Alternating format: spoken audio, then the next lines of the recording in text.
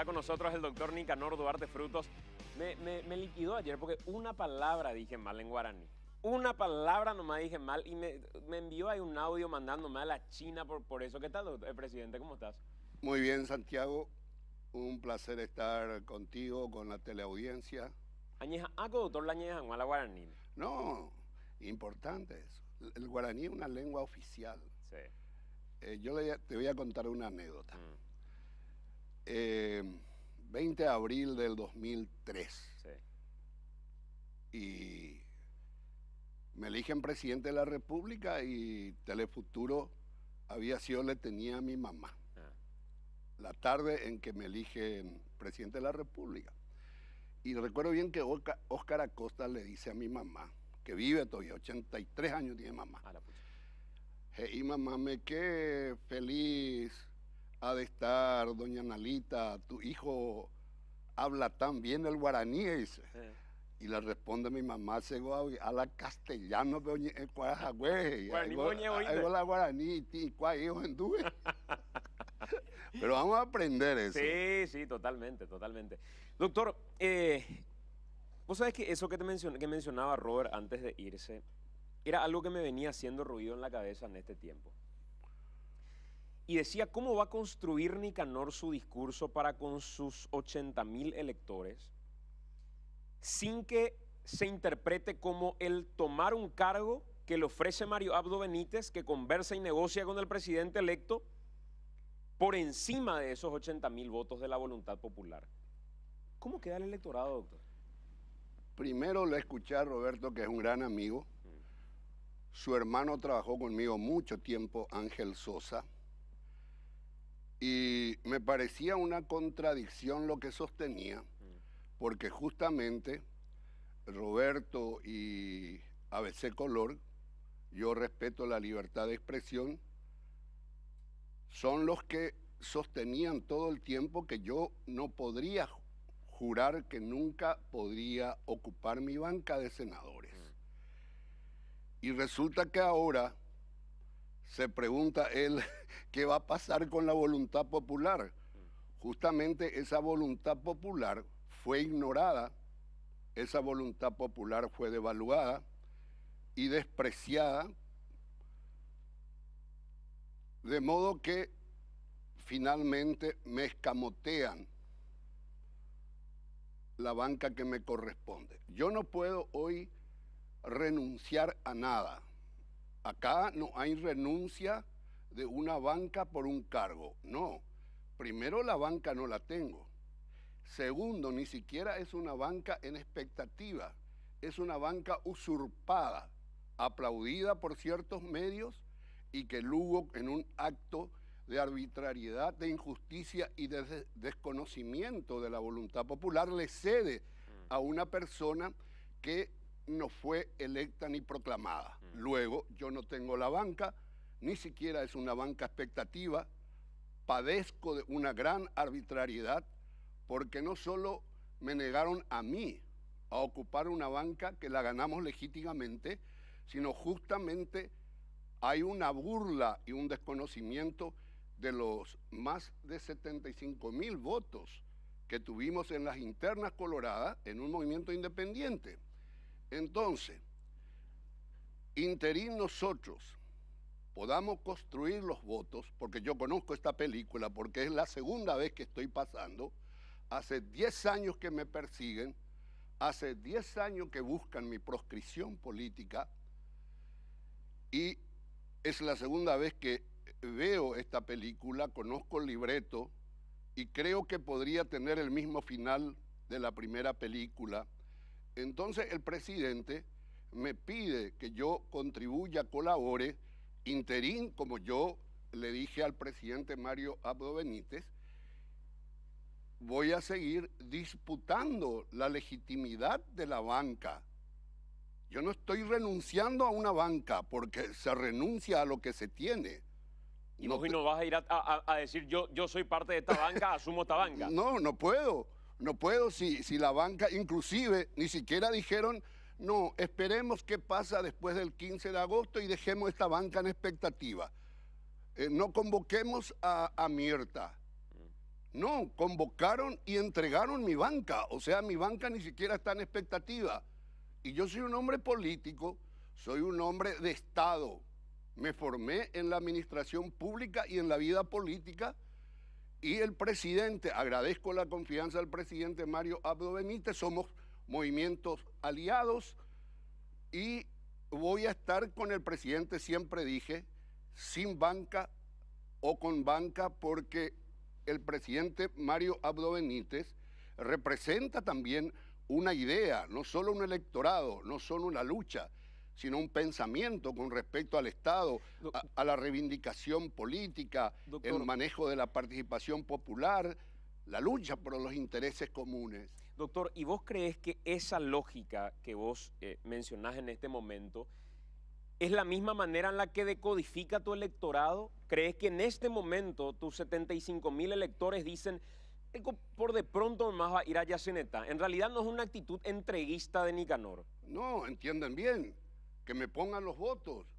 Yo tengo los votos y renuncio a Yacyretá y me voy ahí. Mi sueño es estar en el Senado, pero una arbitrariedad que no tiene límites, que fue aplaudida por muchos sectores, me impide estar en el Senado y representar los intereses plurales de la sociedad.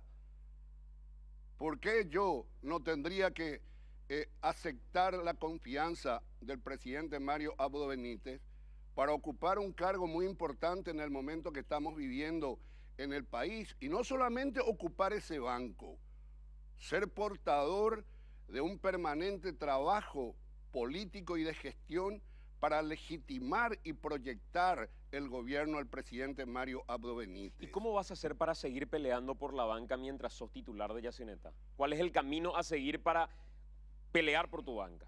Estamos planteando una inconstitucionalidad contra la resolución que tomó Fernando Lugo. Una resolución, obviamente, de hecho ilegal, porque él sabía que esa resolución ya fue declarada inconstitucional en el 2012, cuando la Corte Suprema me da la razón y declara la inconstitucionalidad de la resolución de Tito Saguier en aquel entonces, que hizo el mismo procedimiento para convocar al amigo Jorge Céspedes. El pueblo sabe lo que yo estoy pasando, estamos sufriendo, yo tengo un profundo dolor en el alma, en el corazón, porque mira, Santiago, recorrimos 2 años el Paraguay, Gestauro, Asá, Cuarajiro, cuántos amigos campesinos estaban con nosotros, y Zapatilla, Mimí, entero como Mundo Jopá. ¿Y qué voy a hacer si hay una arbitrariedad? Pero el problema, presidente, es que vos sabías que tenías ese impedimento desde un primer momento. Vos sabías que tenías un artículo constitucional que ya estaba en debate en la primera ocasión en la que te presentaste y no pudiste jurar. No, el debate fue resuelto hace 10 años. Yo disputé la banca sabiendo que había fallos de la Corte, declaración de inconstitucionalidad, habilitación de mi candidatura. No es que yo disputé sabiendo que nos iba a ocupar, porque eso sería estafar a la voluntad popular. Yo entro en la cancha como movimiento propio frente a 2 movimientos poderosos. Yo salto sobre la lista sábana de cara a la sociedad, la segunda vez, pensando de que la discusión ya fue resuelta en el orden republicano por la Constitución, y Lugo también fue impugnado esta vez por Bancot. ¿Y qué pasó? Lugo acepta la resolución que la habilita y niega por segunda vez en el Congreso, se niega la habilitación que me permite ocupar la banca, que me permitió disputar. Pero bueno, esta es una historia. ¿Cierto que vos alguna vez, Nicanor, le tentaste, hasta le dijiste en persona a Fernando Lugo que se sume al Partido Colorado? Porque creo que en algún momento me dijiste algo así, pero no profundizamos mucho. ¿Vos querías llevarle al Partido Colorado a Lugo? Fíjate que él es sobrino de un gran colorado, Epifanio Méndez Fleita. Él es Lugo Méndez. Tiene raíces coloradas. Y sí, conversamos una vez a orillas del Jejuí, en San Pedro, sobre la posibilidad en la casa de un amigo, porque él me había comentado que estaba a punto de dejar el hábito, la sotana, y que se involucraría en la vida política. Entonces yo le dije que el Partido Colorado era un partido nacional, era un partido popular, era un partido social, y que ahí podríamos realmente reivindicar muchas banderas sociales, que éramos un partido de masa, un partido de las grandes mayorías, que hasta ahora nadie puede sustituir al coloradismo, nadie puede desplazar al coloradismo hasta ahora, inclusive 30 años de la transición, de su condición de partido de masa, de partido de las grandes mayorías populares. Y no se dio aquella vez lo de Lugo. No lo convenciste. Y felizmente, me parece. Pero lo dejaste correr después. Y sí, porque yo soy Fuiste creador de ese monstruo.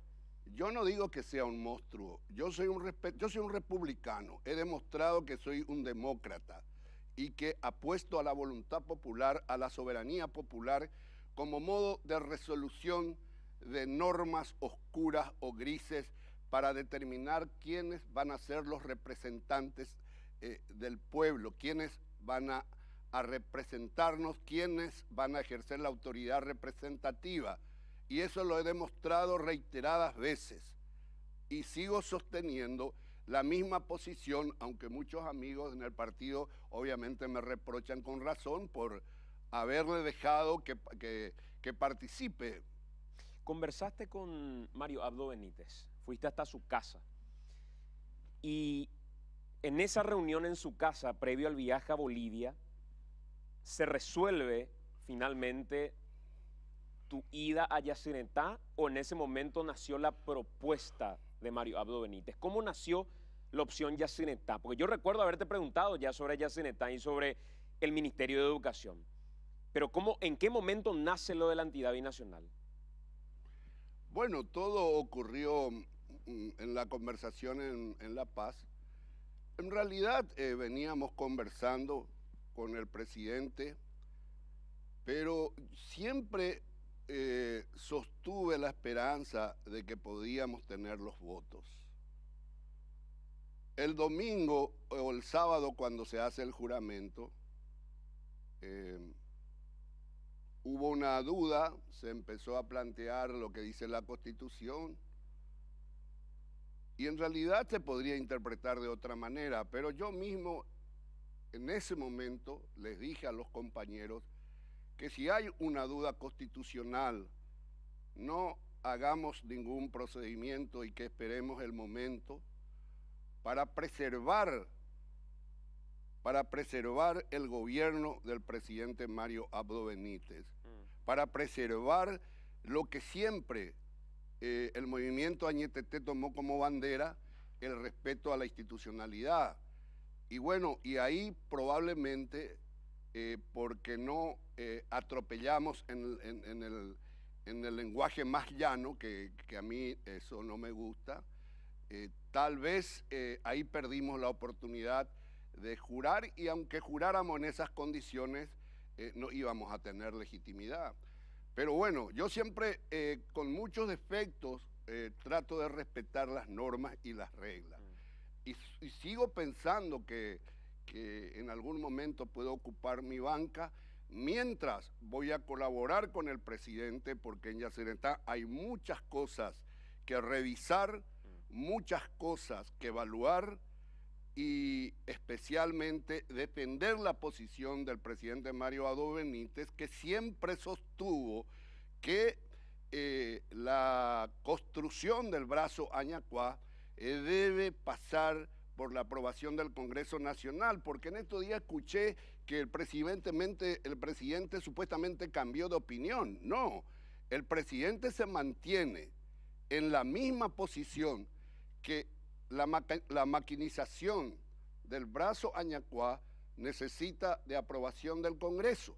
Lo que creo los periodistas o no identificaron o no se han dado cuenta es que esta nota reversal, Macri-Cartes, que ya tiene media sanción en el Senado, en su numeral B6, esta nota reversal autoriza a a la entidad, al Consejo, a llevar adelante la maquinización del brazo Añacuá. O sea, si esta nota reversal mañana aprueba diputados, o en su momento la discusión sobre si el brazo, la construcción de Añacuá pasa o no pasa por el Congreso terminó. Pero en realidad la discusión con respecto al acuerdo en sí tiene que ver con el reconocimiento de una deuda que no tendríamos por qué reconocer. Tiene que ver con el porcentaje de consumo de energía del lado argentino, que lo compartimos casi en un 50%, cuando en realidad a nivel de consumo no existe esa paridad. Creo que ese es el debate principal respecto al acuerdo Macri-Cartes. Y ese es un debate que nosotros ya tuvimos en el año 2006. Habría que ver si es sostenible la deuda cero, Santiago. Yo puedo decir muchas cosas, pero también hay que entender de que hubo una deuda inicial de 4.000 millones de dólares aproximadamente y que el gobierno argentino en la dictadura y luego en la democracia, primero Videla y luego Alfonsín, a través de sendos decretos, llevaron la deuda de la entidad binacional a 18.000 millones de dólares, incorporando intereses. Esa fue nuestra gran discusión. Si fue un aporte, no se puede aplicar ningún tipo de interés.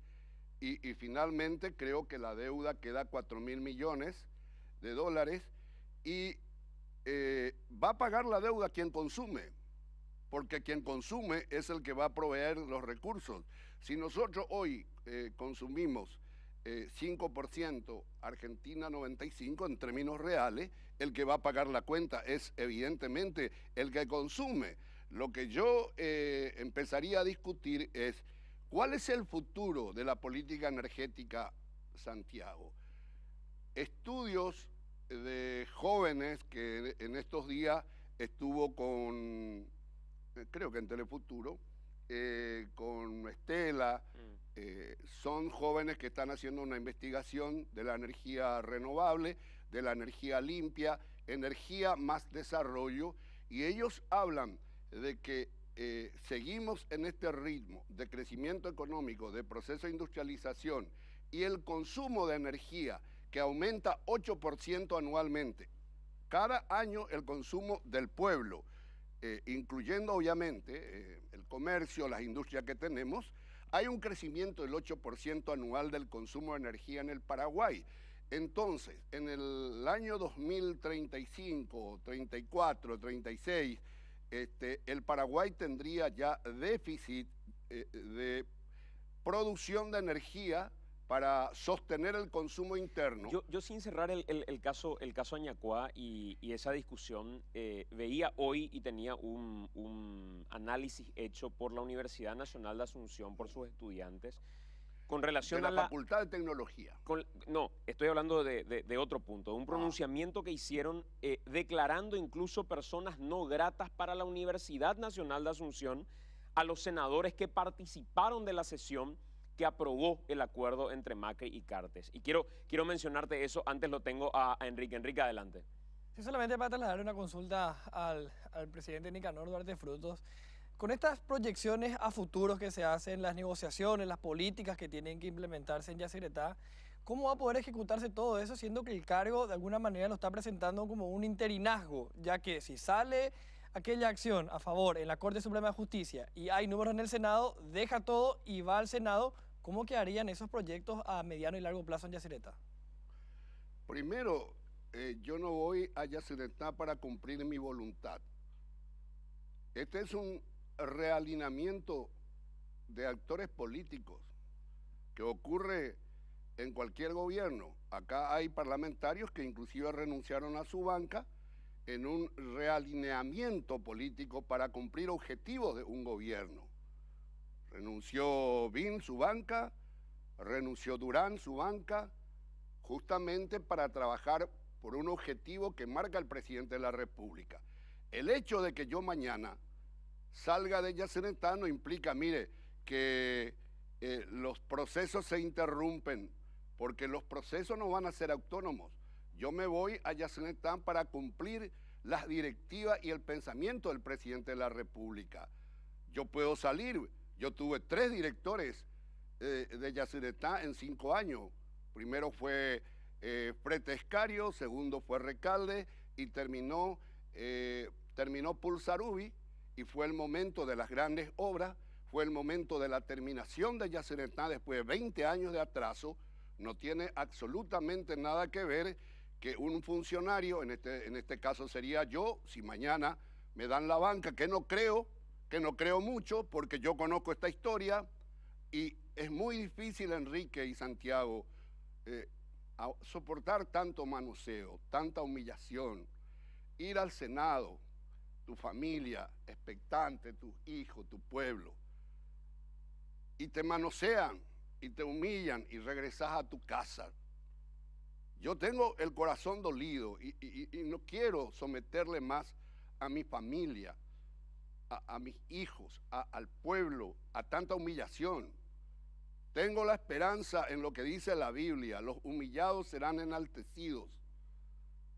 Sego año humillar, sego se me oyen bojorirse, sego ajá, oigo la sentencia. Pero yo Pero vos te fuiste, estaba en tu cálculo que ibas a jurar realmente, Sí. porque Nicanor, vos sos una persona muy informada, manejás los tiempos, sabés cómo se van a presentar las cosas. Si vos no sabías que tenías la certeza absoluta de que ibas a jurar, yo creo que no hubieras ido finalmente al Congreso. No, nosotros tuvimos inclusive la versión de que el presidente del Senado, Fernando Lugo, no la convocaría Agusinski. a Usinki. Y que acto seguido, nosotros en la sesión extraordinaria que se pidió, mira que en la sesión extraordinaria se solicitó inmediatamente, firmaron los representantes del Partido Liberal y la bancada colorada. Pero en ese momento recibimos una llamada de una persona importante del movimiento Añetete advirtiéndonos que el Congreso entraba en funcionamiento al día siguiente, creo que el 1 de julio. Sí. Y ahí estaba la ética de la convicción o la ética de la responsabilidad que desarrolló muy bien Weber. La ética de la responsabilidad es cuando el líder político o el funcionario o el dirigente toma conciencia de las consecuencias probables de su acto. Hay un cálculo de lo que podría ocurrir. Eso es la ética de la responsabilidad. La ética de la convicción no calcula las consecuencias, actúa. Por ejemplo, los terroristas tienen ética de la convicción, matan o mueren, no calculan. Yo soy partidario siempre de la ética de la responsabilidad, con todas las ganas que quería, con todas las ganas que tenía de ocupar mi banca inmediatamente después de la instalación de las autoridades. Yo me resigné, sentí un gran dolor. Presidente, en este momento, ¿qué certezas tenemos con respecto a eso que vos decís? Yo creo que esto ya terminó. Porque incluso me contaban, haciendo algunas llamadas y conversando con algunos protagonistas políticos, les consultaba si es que había chances o no había chances que se dé ese número de 23 para que vos termines jurando.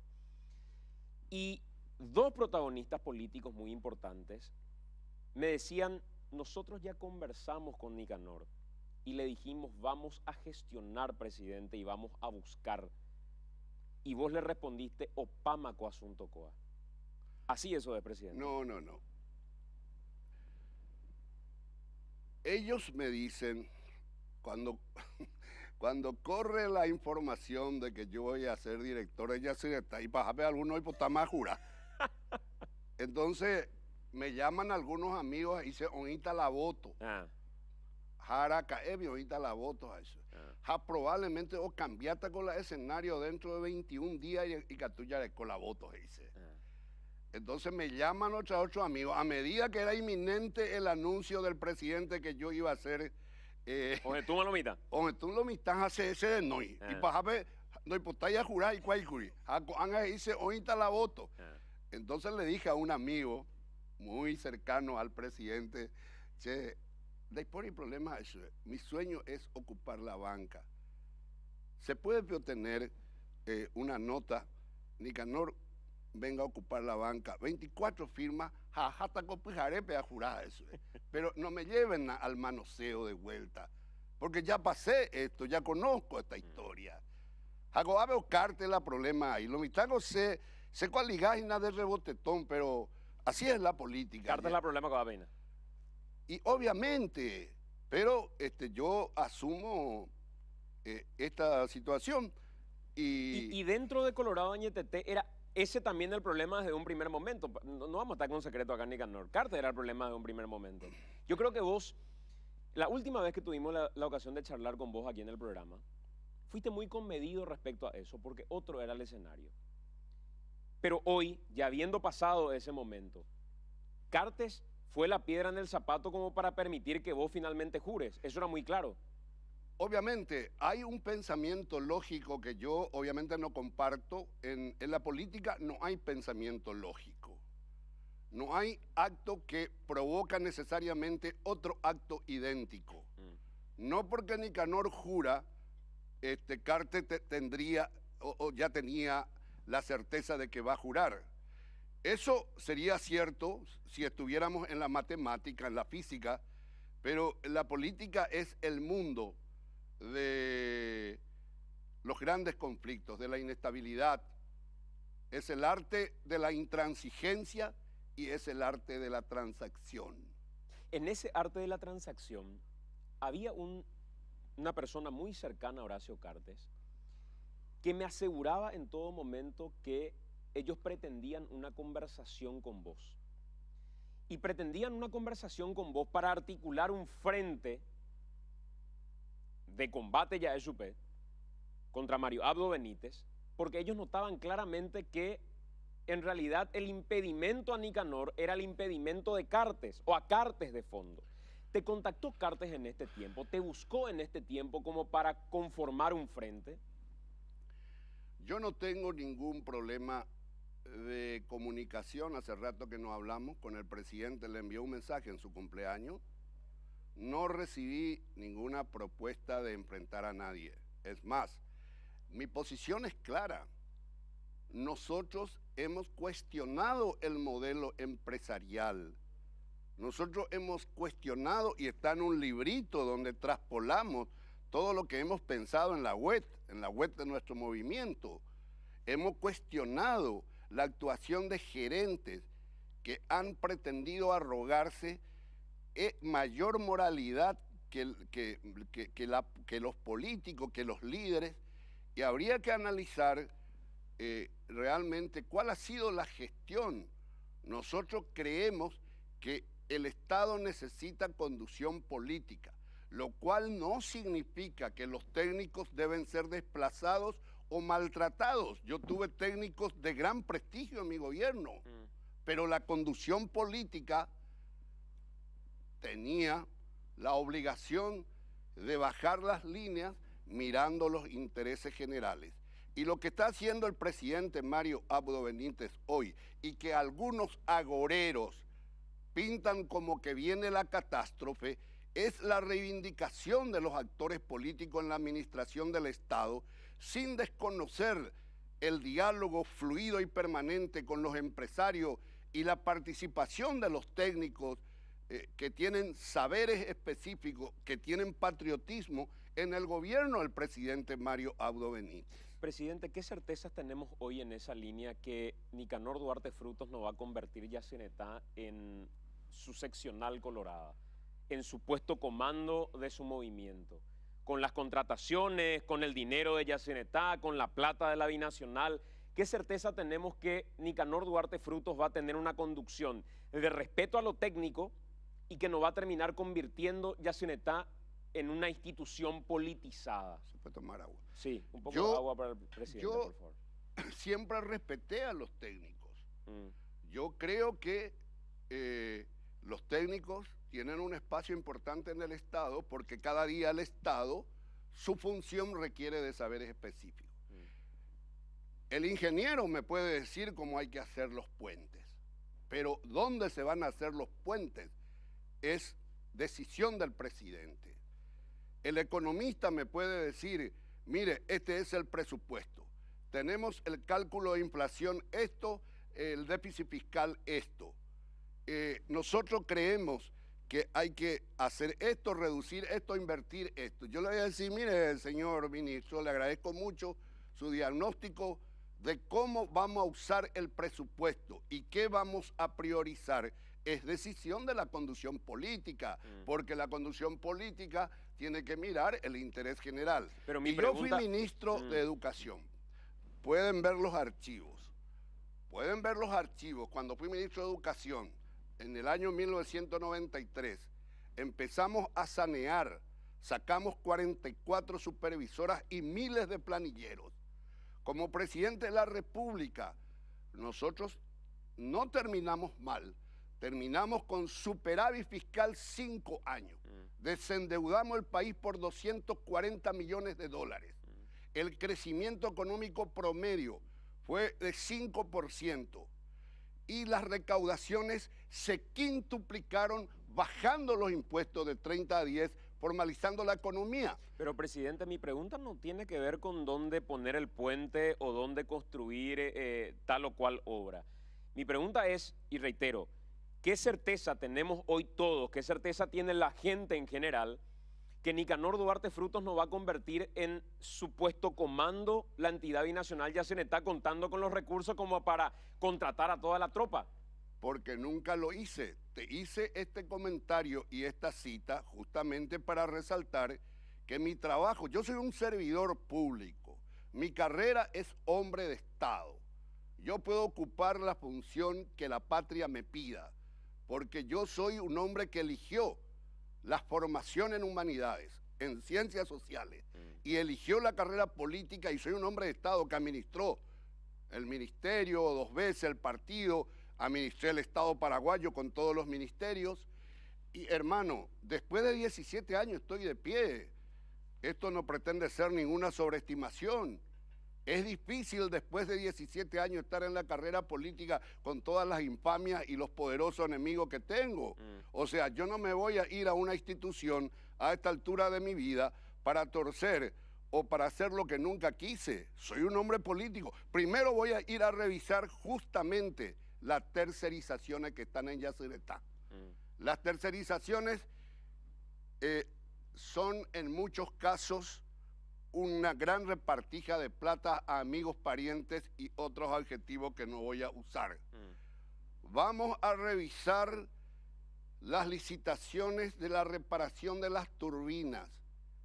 Casi 200 millones de dólares en la reparación de las turbinas. Licitaciones que, según las informaciones que tenemos, tienen espacios claros y otros oscuros. No estoy afirmando, vamos a ir a evaluar con los mejores técnicos. ¿No va a terminar en un pacto de silencio en honor a la gobernabilidad? Si hay realmente denuncias que hacer y se constatan irregularidades, ¿asumís el compromiso de publicarlas? Es la instrucción del presidente Mario Abdo Benítez. Obviamente yo voy a ser una herramienta del Ejecutivo para cumplir esa filosofía que lógicamente suscribo con todas las letras.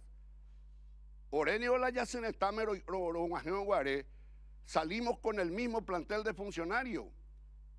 Hoy no sé cuánto tiene, casi 2.000 funcionarios, un poco más. Tercerizaciones distribuidas a amigotes.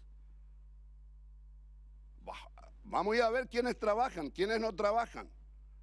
Yo no estoy en la conquista de objetivo político. Yo estoy jugando el legado. Yo me estoy jugando por el legado. Yo ya fui presidente de la República. Pero sin embargo, si hay algo que siempre reivindicaste en tus discursos, doctor, y te escuchamos decir esto en campaña, es la importancia de reconocerle a quienes trabajaron con vos durante una campaña y que puedan reivindicarse de alguna manera como partido con ellos a la hora de construir desde algún lugar, desde el Partido Colorado, desde la Presidencia de la República, desde la Senaduría, con ellos en los cargos de poder. Pero eso ocurre en Estados Unidos, ocurre en Alemania con Merkel. La política, decía Weber, 1918, su librito Ciencia y Política, una gran conferencia en Múnich, decía, la lucha por el poder es la lucha por los espacios públicos. ¿Y por qué la militancia no tiene que tener un lugar en el Estado, si tiene la idoneidad, si tiene la sensibilidad. ¿Cuántos cargos de confianza tenemos en el Estado? Cuando llegó Donald Trump, creo que, mira, las comparaciones son absurdas, sacó 10.000 cargos de confianza. Y obviamente yo no voy a tomar decisiones que no se compadezcan de criterios de idoneidad y de reducir el peso de los gastos corrientes en Yacyretá. Nosotros queremos ir a trabajar para llevar adelante políticas energéticas, llevar adelante, mire, podemos discutir si el Añacuá debe hacerse de tal o cual manera, pero nosotros, si hubiésemos tomado la decisión en el 2006 de avanzar con Añacuá, que nosotros suspendimos porque no era transparente el proceso. Y eso hizo que perdiéramos mucho tiempo, Lugo nos llevó adelante y estamos en una situación en que necesitamos movilizar la economía, generar empleo en el sur, 3.000 trabajadores y los efectos indirectos mucho más. Nosotros en el momento del PTI, del proyecto de terminación de Yacyretá, Yacyretá termina en nuestro gobierno después de 20 años de retraso, generamos empleo y miren lo que es hoy Encarnación, con la terminación de Yacyretá que nosotros firmamos con Kirchner, el PTI, el proyecto de terminación. ¿Cómo está hoy Encarnación? Una ciudad hermosa. Todavía no le alcanza a Coronel Oviedo, pero puede ser. Entonces nosotros queremos hacer... pensar, por ejemplo, en varios proyectos energéticos para nuestro país. Paraguay está creciendo. Paraguay está en un proceso de industrialización. Hace 12 años que crecemos. Necesitamos mayor justicia social, mayor inclusión social, porque de nada nos servirá producir energía, crecimiento económico, si no trabajamos en la reducción de la pobreza. Presidente, ¿en qué momento cambiaste tu visión respecto a Mario Abdo Benítez? Porque recuerdo que inclusive lo equiparabas y decía que Mario Abdo era exactamente la misma cosa que Santiago Peña. Eso dijiste en algún momento. ¿Te mantenés hoy en que es exactamente lo mismo que Santiago Peña? Yo llegué a conocerle a Mario, yo nunca lo conocí, nunca hablé con él. Y yo te voy a decir, Santiago, a mí me han sorprendido muchas cosas en este tiempo en que tuve la oportunidad de hablar con él. Primero, es una persona de palabra. Segundo, un hombre que escucha. Tercero, piensa en el legado. Obviamente, Santiago tampoco era un mal candidato, pero Marito le ganó la pulseada porque supo articular el poder electoral, porque supo desarrollar una política de adhesión de muchos líderes que le acompañamos. Y hoy nuestro compromiso es acompañarle, defender su gobierno, defender desde el campo discursivo y desde el campo de la gestión. ¿Vos crees que hay amenaza para el gobierno de Mario Abdo Benítez? Los gobiernos siempre tienen amenazas. Cuando yo llegué a la presidencia, los agoreros decían, ay, este pobre campesino va a caer en 3 días, el Paraguay está en default, acá no hay plata, los funcionarios no cobran, este tipo no aguanta 6 meses. Los agoreros, los que viven atravesados por la envidia, los sufridores de siempre. Y no caímos, y sacamos el país del default, sacamos el país de la postración económica, los funcionarios volvieron a cobrar sus haberes, y entregamos al presidente Lugo un país ordenado, con mucha plata que despilfarró. Con paraguayos que estaban fuera del país por cuestiones económicas también. Obviamente. Durante el gobierno de Nicanor tuvimos una cantidad importantísima de paraguayos que fueron a buscar un mejor futuro. No, pero los procesos migratorios son normales hoy en el mundo, primero. Segundo, claro que muchos paraguayos tuvieron que irse porque yo recibía un país con recesión económica de 10 años. Había recesión económica de 10 años, los bancos cayeron, los ahorristas fueron estafados. En el Paraguay no había esperanza cuando nosotros asumimos. Felizmente muchos quedaron y confiaron en nuestro gobierno y terminamos entregando como el país, Santiago. No solamente con una alternancia, como decía acá Roberto, una alternancia necesaria, pero no siempre la alternancia por la alternancia, y entregamos un país económicamente ordenado. Nosotros refundamos la economía. ¿Cuáles son las amenazas que tiene hoy el gobierno de Mario Abdo Benítez, concretamente? Porque hay una tensión política interna dentro del Partido Colorado, pero ¿vos creés que esa amenaza viene sobre todo del sector cartista que hoy está con la sangre en los ojos respecto a Mario Abdo Benítez o no? El presidente Carte es el que tiene seguramente mayor interés de que en el Paraguay tengamos estabilidad, tengamos un entorno social y económico que permita la inversión, la producción, el empleo. A Cartes no le puede interesar un país inestable porque es un hombre de gran fortuna y de gran interés en nuestro país. Yo no creo que exista una conspiración como para destruir a un presidente. Van a haber posiciones contrarias normales y ahí vamos a estar. Me encantaría discutir con los señores respetuosamente, así como lo vine haciendo en estos días, defendiendo mi banca sin insultar a nadie. Y ustedes tuvieron bastante agenda y muchos argumentos para los programas, ¿verdad? Pero hablando de eso, antes de pasarle a Enrique, tenemos lo que dijo en la última emisión de AAM acá en Noticias Paraguay el doctor Luis Lescano Claude. Pone un poquitito al aire, le quiero preguntar sobre eso a Nicanor y qué tanto incidió verdaderamente. Calé decía, cayó absolutamente porque tomaron como excusa lo que dijo Lescano Claude en AAM y ahí muchos abrieron tomando como una excusa. Pone lo que dijo. No es una violación constitucional de mucha trascendencia. Aquí el resultado práctico es o que estén Cartes y Duarte Frutos en el Senado o que esté Gusinski y Friedman. Y con eso no cambia nada. Es prácticamente, ese es el resultado práctico. Fundamentalmente uno de los medios ABC es el que ha instalado este tema como gran discusión constitucional que va a conducir incluso a un quiebre o como dice quiebre o quiebra constitucional.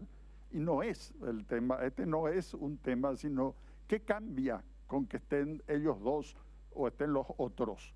Doctor, yo creo que a mí me deja un poco algunos son se dice que es una violación constitucional sin mucha trascendencia. Sin mucha.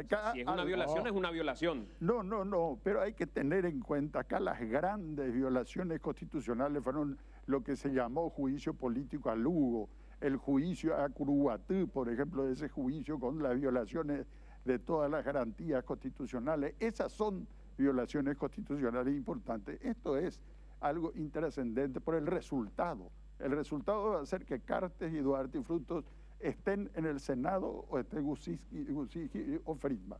¿Y qué cambia para el Senado? ¿Va a ser mejor la representación del Senado? Eso le interesa a las clases medias, a la clase popular, le interesa eso. ¿Le va a afectar algo? Nada. Yo creo que es grave. ¿Qué pasó, doctor? Y le llevaste con tu técnica chicanera, el chicaneo periodístico. Es una chicana, llevarle al doctor Lescano Claude sobre la cuerda para que diga lo que quería escuchar. Pero lo dijo solito, yo no le llevé a ningún lugar. No, son gran periodista, me parece interesante, pero este tema ya no vale la pena Pero discutir. ahí cayó efectivamente lo de Nicanor, porque Calé dice que eso tomaron como excusa mucho para limpiarse de lavarse las manos. No, pero es probable, lo que dice Calé siempre hay que escuchar, siempre algo de razón, pero yo no creo de que esto determinó la caída. Primero, él dijo en un contexto que las violaciones en el Paraguay de la Constitución son diarias y los que se presentan como defensores de la Constitución y que en este caso se aferraban a la única interpretación que querían del artículo 189, nunca levantaron la voz con violaciones como la precarización laboral diaria, los paraguayos que no encuentran a veces atención médica en los hospitales públicos, derechos constitucionales. O sea, no fue lo que quiso decir en realidad. Bueno, pero finalmente el juramento no se dio porque el famoso artículo 23 que se presenta como el imperium en el Senado no ocurrió. Enrique quiere hacer una consulta también, Enrique. Sí, ya que habló el presidente del tema de los gastos rígidos en Yacyretá, ¿eso significa que se podría revisar la cantidad de funcionarios y esos salarios que, digamos, ya hemos podido revisar y son realmente montos increíbles, 100 millones, 70, 80 millones de guaraníes? ¿Eso se podría disminuir con esta nueva administración? Y también, por otro lado, ya que entramos en el tema de los gastos rígidos, ¿qué va a pasar con la transparencia? Porque este gobierno actual se encargó de poner muchos obstáculos a la información pública de las binacionales. ¿Qué va a hacer su administración respecto a la información pública? Y lo que siempre hice, desde la época de ministro, los periodistas entraban y salían. El lugar donde yo estaba siempre era una casa de cristal, porque la democracia no nació en los laberintos de un palacio ni en los pasillos oscuros de algún edificio. La democracia nació en la plaza, en Grecia, en Atenas, en la calle, de cara al sol. Yo siempre fui transparente. Cuando presidente yo discutía y permitía que revisen, que investiguen. Como ministro también, con todos mis errores y mis aciertos. Pero te voy a decir, Enrique, hay que entender de que Yacyretá es una entidad binacional y los acuerdos pasan justamente por la construcción de un consenso entre representantes de Argentina y Brasil. No hay una decisión unilateral de ninguno de los países para ir a decir, bueno, señores, a partir de ahora los salarios. Yo creo que se puede empezar a discutir y sacar conclusiones binacionales, como corresponde en este caso, para reducir el gasto, para reducir viáticos, y no solamente eso, sino para un mejor control de todas las inversiones. Acabo de ver una resolución, por ejemplo, en noviembre del año pasado, en que Yacyretá entrega casi 1.000 millones a intendentes del departamento de Ñembucú. 1.000 millones, y en la resolución dice que servirá como prueba de haber recepcionado el dinero, el recibo. No dice que habrá rendición de cuentas, que el recibo por sí legitimará. Y eso tiene que acabar. Y eso tiene que acabar, hermano. ¿Y hay un compromiso de Nicanor de transparentar ese tipo de negociaciones con dinero de Yacyretá? ¿O el discurso va a ser, no, nosotros no tenemos por qué rendir esto? Pero, amigo, te estoy diciendo que yo no estoy en una campaña electoral, no quiero ser presidente del partido, y les digo a los compañeros y compañeras que me escuchan, no estoy en una campaña electoral, no tengo necesidad de instrumentar instituciones y vamos a ir a trabajar con los argentinos. Acuérdense que no pasa la solución de los problemas financieros por una decisión unilateral. Doctor, por último, quiero preguntarte esto. Desde tu visión política, ¿vos crees que Mario Abdo Benítez culmina sus 5 años sin ninguna amenaza de juicio político, o no te arriesgarías a decir eso no va a pasar? Pero yo tuve 3 amenazas de juicio político. En el Paraguay el juicio político es un juguete para el chantaje y la extorsión de grupos de poder que están fuera o que no pueden lograr su objetivo. Y así fue con Lugo también.